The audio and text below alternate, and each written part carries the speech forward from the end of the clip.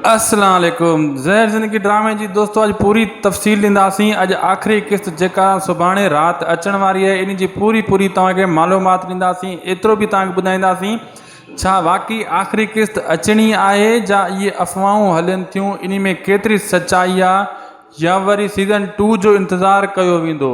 ज़हर ज़िंदगी ड्रामे जी जेका भी कहाणी है इन वीडियो में ॿुधाईंदासीं दोस्तों। पहिरियां इन खे पूरो ॾिसो जीअं तव्हांखे सॼी कहाणी सम्झ में अचे ऐं थी सके तो शौक़ यूट्यूब चैनल के ज़रूर सब्सक्राइब कंदा।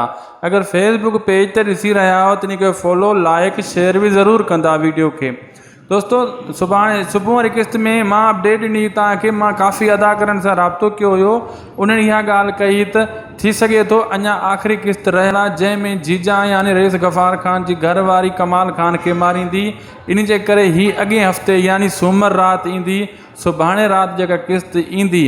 हाणे इन में का पक न आहे, मतिलबु इहा कचियूं ॻाल्हियूं हली रहियूं आहिनि ऐं अदाकार जेका नंढा अदाकार आहिनि उहे चवनि था आख़िरी क़िस्त में असां न हुयासीं रिकॉर्डिंग जे दौरान, पोइ उते छा रिकॉर्ड थियो आहे। ऐं कमाल ख़ान सां कुझु अर्सो पहिरियों सां राब्तो थियो हुयो, उन इहा ॻाल्हि कई त मुंहिंजो आख़िरी सीन रिकॉर्ड थी वियो आहे ऐं मुंहिंजो मतिलबु अॼु मौत थियो आहे सीन में ऐं ज़हर ज़िंदगी में आख़िरी सीन में मां मारियो वियो आहियां। हाणे मां मोटियो थो अचां ऐं असांजो वीडियो कॉल ते राब्तो थियो हुयो, लेकिन हाणे उहो ॾिसूं उहो सीन ॾियणो बि अथनि न। के ईअं चवनि था अदाकार त जीजा जे हथां मराईंदा, रईस गफ़ार ख़ान जे हथां कमाल ख़ान खे मारियो वेंदो। आख़िरी क़िस्त यानी सुभाणे राति ईंदी। हाणे असां तव्हांखे गारंटी नथा ॾियूं, असां बि इंतज़ारु कयूं था सुभाणे राति जो, तव्हां बि इंतज़ारु कयो, ॾिसूं इन में केतिरी सचाई आहे। वाक़ई ज़हर ज़िंदगी जी सुभाणे आख़िरी राति क़िस्त ईंदी या आख़िरी क़िस्त या न, या सीज़न 2 में इहा कहाणी ॾेखारी वेंदी। दोस्तों असांखे ॾींदा इजाज़त, ख़ुदा हाफ़िज़।